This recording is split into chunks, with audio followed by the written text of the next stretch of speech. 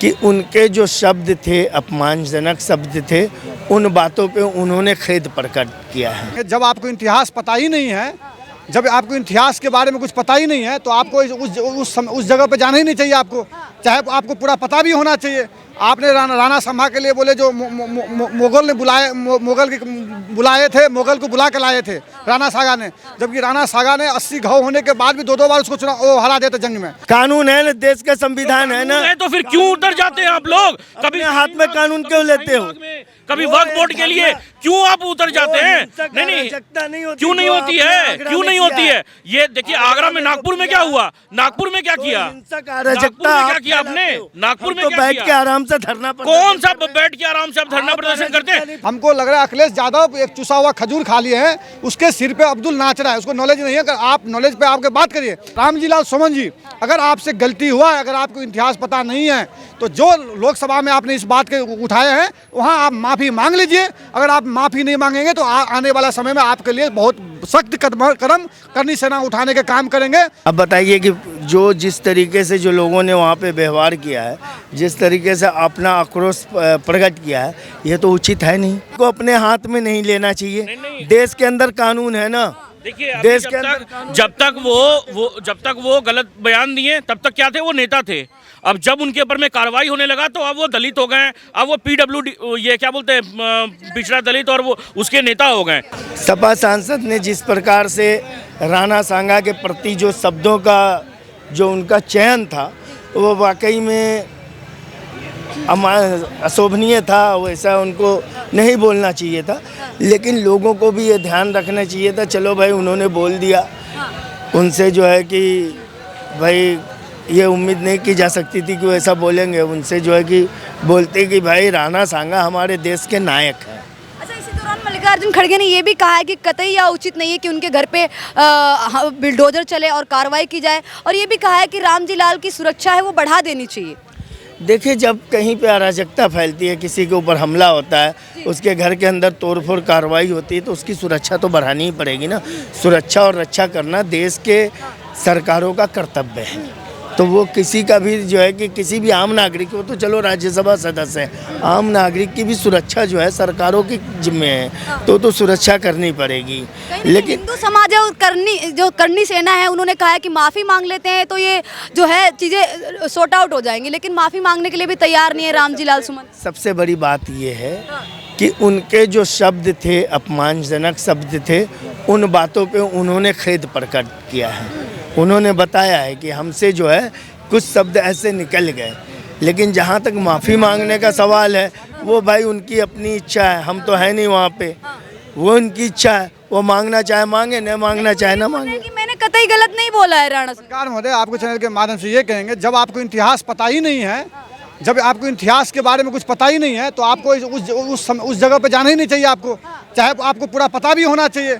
आपने राणा संभा के लिए बोले जो मुगल ने बुलाए थे, मुगल को बुला के लाए थे राणा सागा ने, जबकि राणा सागा ने 80 घाव होने के बाद भी दो बार उसको चुनाव हरा देते जंग में। 80 घाव थे, एक आंख नहीं थे, एक हाथ कट गए थे, उसके बाद भी लड़ाई लड़ते रहा। वो अपने 500 साल तक लड़ाई लड़ते रहा, नहीं तो पूरे देश में आज मुसलमानों का कब्जा हो जाता। आपने मेवाड़ के अंदर में जाकर पूछिए आप, अगर आपको जब नॉलेज नहीं है तो चंद नॉलेज के लिए बोलना भी नहीं चाहिए। हमको लग रहा है अखिलेश यादव एक चुसा हुआ खजूर खा लिए हैं, उसके सिर पे अब्दुल नाच रहा है, उसको नॉलेज नहीं है। अगर आप नॉलेज पे आपके बात करिए, आपने क्या बोले हैं? जो गौशाला जो खोलते हैं, जो गौशाला बनाते पालते हैं, उसको बदबू आता है। हम इत्र खोल रहे हैं।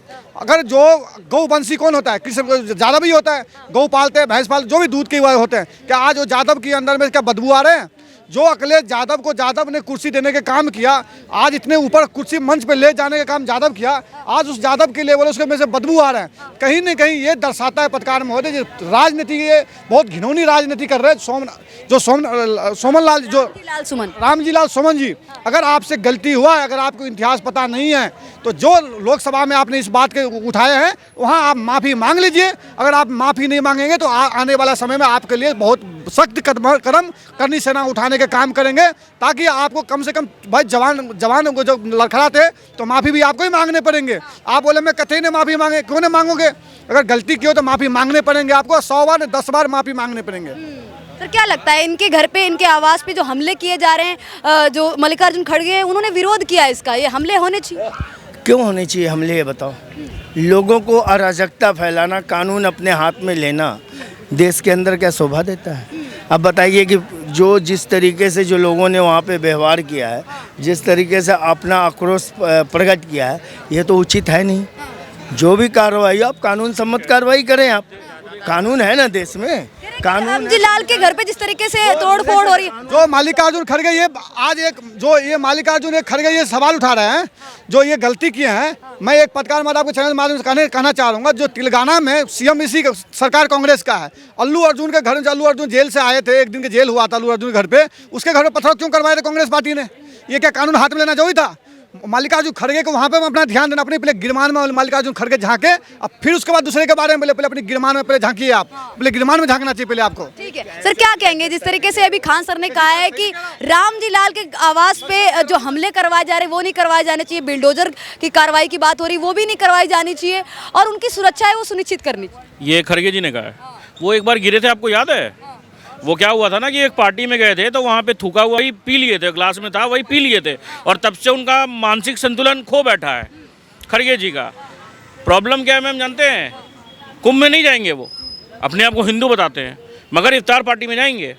सबसे बड़ा मुस्लिम लोग का जो ये इफ्तार जो होता है ना, वो रोजेदार हैं ना कोई हैं। सबसे ज़्यादा तो इस्लाम का या मुस्लिम समाज का अगर किसी ने क्या बोलते हैं ये गलत किया है तो ये लोग करते हैं, पॉलिटिशियन लोग करते हैं।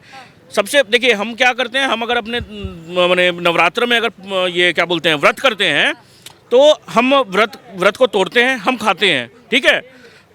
वैसे इन लोग में देखिए ना वो व्रत ना वो रोज़ा रखते हैं ना कुछ रखते हैं, मगर वो इफ्तार में जाते हैं, तो ये अपमान नहीं हुआ? ये चचा है मेरे ख्याल से, ये ज़्यादा क्या कहेंगे इस बात? देखो ये जो बात कह रहे हैं इनकी बात तो समझ से परे है। रह गया वो रोज़ा नहीं रखते, उन्होंने इफ्तार पार्टी दिया या इफ्तार में शामिल हुए, तो रोज़ा में इफ्तार में शामिल होना ये ज़रूरी नहीं है कि वो रोज़ेदार है। रोज़ा जिसने रोज़ा अगर नहीं रखा है वो भी लोगों को अपने घर बुला करके, अपनी जगह पे बुला करके उसकी इफ्तार पार्टी कराता है, उसका रोज़ा खुलवाता है। ये पुण्य का काम होता है, इसमें ये नहीं देखा जाता वो रोज़ा है या नहीं है, ये कोई भी कर सकता है। ये इस देश के अंदर एक परंपरा, एक संस्कृति चलती आई है, वो मामला अलग है, इसमें उसको नहीं। मल्लिकार्जुन के खड़गे के बात से सहमत हैं आप? उन्होंने कहा है कि सुरक्षा सुनिश्चित करनी किसी को अपने हाथ में नहीं लेना चाहिए। देश के अंदर कानून है ना। देखिए देश के जब तक वो गलत बयान दिए तब तक क्या थे, वो नेता थे। अब जब उनके ऊपर में कार्रवाई होने लगा तो अब वो दलित हो गए, अब वो PWD ये क्या बोलते हैं पिछड़ा दलित, और वो उसके नेता हो गए। क्या है ना, ये चीज़ है ना, ये जो इनका दोहरा मानसिकता है ना मैम, मैं तो बता रहा हूँ आपको, कार्रवाई होनी चाहिए। देखिए कार्रवाई नहीं, आज अगर किसी का कोई मर्डर कर देगा और उसके बाद में माफ़ी मांग लेगा, अरे भाई ये क्या तरीका है कि वो कुछ भी बोले। आज हिंदू की आस्था के मांगने के लिए भी तो तैयार नहीं है। वो कह रहे कि इस जन्म में तो माफी मांगेंगे नहीं, अगले जन्म का पता नहीं। अरे वही चीज़ मैम, अगले जन्म में तो वो क्या चीज़ होंगे नहीं होंगे वो उनको पता है, समझे। बात क्या है कि माफ़ी मांगना, आज माफ़ी मांग भी लेंगे तो भी उन पर कार्रवाई होगी। वो करनी सेना करे, चाहे हिंदू VHP करे, चाहे वो बजरंग दल करे, कोई भी करे। आज देखिए आज क्या है कि आज आप बोल करके ना इतना आसानी से हट नहीं जाएंगे, आप बच नहीं जाएंगे। ये क्या तरीका था बोलने का? हाँ, आपको अगर औरंगजेब को महान बोलना है आप महान बोलिए, आप अगर उनके वंशज हैं आप उनको महान बोलिए, आप हमें उससे कोई आपत्ति नहीं है। मगर हमारे जो सूरवीर है, हमारे लिए जो भगवान के प्रतीक है, उनको आप अगर ऐसे बोलेंगे। आज वो देश के लिए लड़ते थे, भारत को बचाने के लिए लड़ते थे, वो ना कि अपना सत्ता बचाने के लिए लड़ते थे, समझे। आज उनको आप गलत बोल रहे हैं। मुगल है वो अपनी सत्ता बचाने के लिए। चलो राणा सांगा का अपमान किया, हम उनकी आलोचना कर सकते हैं, उनसे हम कह सकते हैं, लोगों में समाज में ये बोल सकते हैं कि उन्होंने राणा सांगा का अपमान किया, हम उनकी आलोचना कर सकते हैं। लेकिन हम जाकर के उनसे हिंसक बर्ताव करें, उनके ऊपर हिंसा का प्रयोग करें, उनके घर में तोड़ फोड़ करें, ये कहाँ का भैया संस्कृति है? ये कहाँ का संस्कृति? आप महाराष्ट्र में खड़े होके छत्रपति शिवाजी महाराज के बारे में कुछ गलत बोल सकते हैं क्या? कानून है ना, देश का संविधान है ना। तो फिर क्यों उतर जाते हैं आप लोग? कभी अपने हाथ में कानून क्यों लेते हो? कभी वक्फ बोर्ड के लिए क्यों आप उतर जाते हैं? नहीं, क्यों नहीं होती है? क्यों नहीं होती है? ये देखिए, आगरा में, नागपुर में क्या हुआ? नागपुर में क्या किया? अराजकता क्या किया आपने? नागपुर में क्या बैठ किया? के आराम से धरना कौन सा बैठ के आराम से आप धरना प्रदर्शन करते हैं? एक बात बताइए, कौन सा नागपुर में कौन सा हिंदू का दुकान देख करके तोड़ा गया, जलाया गया? हिंदू का दुकान को, गाड़ी को देख कर अगर मुस्लिम का है तो छोड़ दिया जा रहा है। ये कौन सा तरीका है भाई? अभी आपने जो आगरा में किया, क्या ये सही काम है? ये बताओ। जो आपने आगरा में किया है, उस नेता के घर में किया। महाराष्ट्र में शिवाजी का कोई अपमान कर देंगे। छत्रपति शिवाजी महाराज देश के अंदर जो है ना, कानून कहाँ है? कानून का पालन नहीं होता।